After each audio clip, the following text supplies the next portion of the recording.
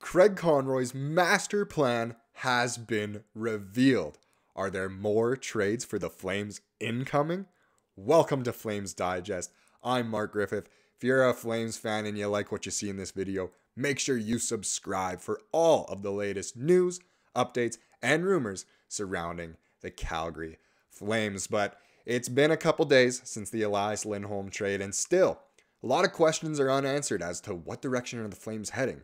Well, Craig Conroy has revealed that there are no plans to rebuild. He doesn't want to rebuild. Instead, he's calling it more of a retooling. Just a retooling, not a full rebuild. Not taking the studs off the walls, maybe just switching the paintings around. Stuff like that. All the analogies you can think of when it comes to tools and building. It's not a rebuild in his eyes. Of course, no GM is going to say, hey, let's tank, let's not win. He doesn't want that. He doesn't want to build a losing culture. He wants the young guys to make sure they're in a competitive environment so that they succeed and have chances to succeed in the future. Comparable teams that are going against or have a different view from what Conroy has said are teams like Buffalo. You know, they've had great young guys over the years. Jack Eichel, Rasmus Andersson. You could even throw in Jeff Skinner there. I know he came over when he was a bit older, but Skinner, Tage Thompson, they're just used to losing at this point, so that's their professional careers, losing. It's acceptable. It's what they do. Look at the Ottawa Senators. Same thing. Tim Stützle, Brady Tkachuk, guys like Jake Sanderson, Thomas Chabot. All they've known is losing, so that's acceptable, when really losing should never be acceptable, and you should not try to rebuild because then they'll get used to it. So I agree with Craig Conroy in that sense, but I don't know. As a die-hard Flames fan, I really want the best for the franchise. So in some ways, it is better to just go full rebuild mode. But I don't know.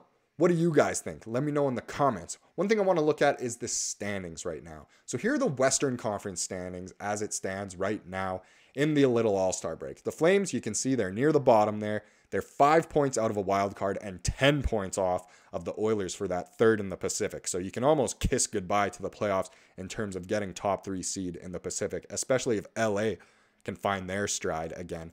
They just fired McClellan today, so interesting to see what they do. But the Flames, the only shot at the playoffs, I think, is in a wild card spot, and Craig Conroy says that's what he wants the boys to fight for. He wants the Flames in that hunt. He wants them to be in the playoffs. Of course, you always want your team to be successful, but it's interesting.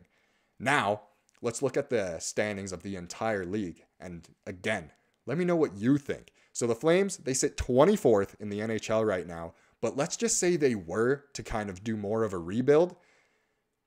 There's teams there that could easily pass them in the remaining games of the season in the second half. Look, the Sabres, they're just a point behind. Same with the Canadiens, all on the same amount of games played. They could easily pass the Flames. Minnesota, if they can get their stuff together too, Kaprizov can pop off, they could make a push for the playoffs as well. Flames would drop 3 spots down. The Sens, they're actually playing decent hockey right now. If they can get ahead of the Flames, then look, that's the Flames in the bottom 5 of the league, a top 5 draft pick. That's very, very nice. I think that'd be wonderful in helping a rebuild more than a retooling, than rather either just squeaking into the playoffs and probably losing out, or just not making the playoffs and being stuck in that mediocrity zone again. So, I don't know. It's very interesting. I agree with Craig in the sense that you don't want to build a losing reputation. You don't want your players used to losing. It's not acceptable. But come on, it's been forever since the Flames were bad enough to say that they had a super high draft pick. I know they took Sam Bennett 4th quite a few years ago now. Had Monahan and Tkachuk come over as 6th overall picks. But that 4th overall was Sam Bennett. Let's admit, it was a miss, big time. So I don't know. Are there more trades incoming though? Is that part of his master plan? And obviously you have to look at Chris Tanev and Noah Hanifin. They're the next on the chopping block. Is it part of his master plan to send them out? I think the answer is absolutely yes. Tanev linked with so many contenders. Been over it in other videos before. Make sure you check out the old Flames Digest video for all the details on that. But Tampa, Florida, Toronto, New Jersey, Pittsburgh even. They're all looking at strong D-men. They need a shutdown guy. He will probably be on the way. And I think at that point, can you even call it a retooling anymore? I think if you're getting rid of your big guys and just accepting that you need to get the most out of what you can give to get the best future, I think absolutely. Get another first round pick for Tanev. Maybe another first round pick for Hanifin. Maybe they go together and you get firsts, seconds, prospects, whatever. I mean, you look at who we got in the Lindholm trade with Hunter Brusewitz. I mean, come on. He's a great prospect. If we can get more like that, especially if it's a scoring forward, my goodness, that would be really nice for a rebuild. And regardless of if the Flames are losing or not, I think they'll stay competitive. And that's the environment that I really think Craig Conroy wants to build here. So there definitely could be more trades on the horizon. I think there definitely will be before March 8th, which is really coming up. It's about a month away now. So I think Conroy's master plan is really going to come into fruition, and it's fantastic. I think he's done great so far as the GM. In Connie, we trust. He has done amazing so far. I'm going to be along for the ride, honestly. I'm going to ride it out with him. No matter what he says, I'll believe him. I think his master plan is very, very brilliant. Another thing I'd like to highlight that Conroy has also highlighted is that all the boxes are checked from the Lindholm trade. You know, first you have to look at what the Flames gave up, and that's Lindholm. That's a big, big hole to fill, right? Well, in what we got in return, he says, check it off. The boxes are good. Kuzmenko slots in. That's a scoring forward with tons and tons and tons of potential. The other thing too is, you know, browsing online, browsing through forums and all that, you can always see many, many different opinions and all that. So I took a look at the Flames subreddit, and here's something that a user Loss for Nos or Loss for Nose, cool name either way, he said this about Kuzmenko. He's 27, so it's not the perfect point, and he's talking about him adapting his game, sort of, getting more defensive, smarter with the puck, that kind of thing. So he's 27, so it's not the perfect point, but he's played a season and a half of NHL hockey now, so that shouldn't be too shocking if he were to develop more. Personally, I like the pickup, but case scenario is he rebounds and the Flames can flip him at the deadline a year from now. So obviously, he only has another year left on his contract after this. So I don't know if it's best case scenario, but definitely a scenario could be that if the Flames really do turn it into a rebuild more than a retool, because you could say that Kuzmenko is the tool to fill in the hole of Lindholm. If we go into a full rebuild, then I think you flip Kuzmenko as well. He gets his potential back. He shows how strong he is. Then you can flip him as well. Now, I personally think ideally you keep him. He scores 40, 50 goals a season, and he's one of your top scorers going into the future, and then you become a contender in the next few seasons after a small rebuild, a short rebuild, we'll say. But he also said the boxes are checked in terms of the Flames getting back a offensive defenseman in Brusewitz. He's third in the OHL in scoring right now. Absolutely ridiculous.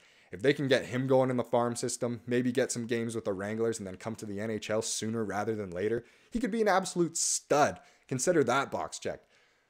First round pick. Got a first round pick on top of all of this as well. Consider that a box checked of looking at the future and just being sure of the future, making sure you get at least a top 32. Let's say Vancouver wins the cup, a top 32 player out of the draft. Fantastic. The Flames haven't had fantastic drafts in the past few decades, we'll say.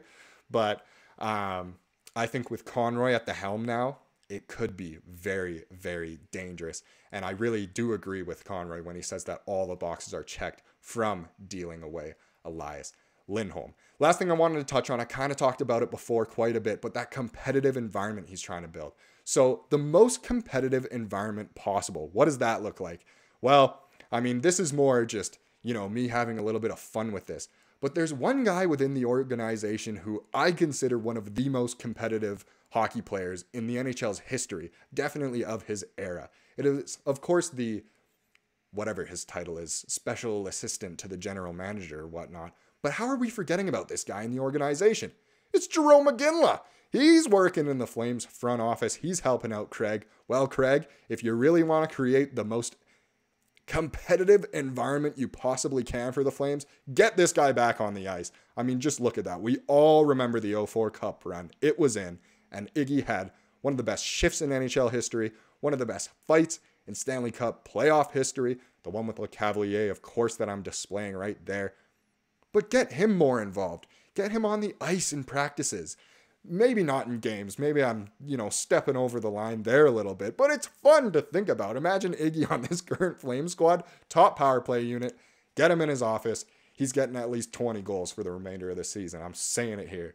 But no, get him more involved with the players. You look at what certain teams are doing, bringing back legends, and they're helping out the team a bit. Getting more involved with the players, really teaching them more from a management role, or less from a management role, more from a player role, player development, doing stuff like that. Daniel Alfredson, hired by the Sens. Fantastic. He can help out the guys there. Get Iggy to do the same thing. Get him on the ice during practices. Get him on the ice during games. That'd be super fun. 1-day contract as a player. Get him in for the last game of the season. He can keep it competitive. But either way, I completely agree, all jokes aside, that Craig Conroy's master plan is actually going to be very, very good. As a GM, he has to say that he wants to stay competitive, that he thinks his team should push for the playoffs, that, it's not about trying to get the highest draft pick and all of that. Is it a possibility that they still will really go into a rebuild, then a retool? Yes. Does that mean tanking? No, but it means you're probably not expected to win the rest of your games. He believes in the goaltending. He believes in the players they have. That's true. The goaltending's great.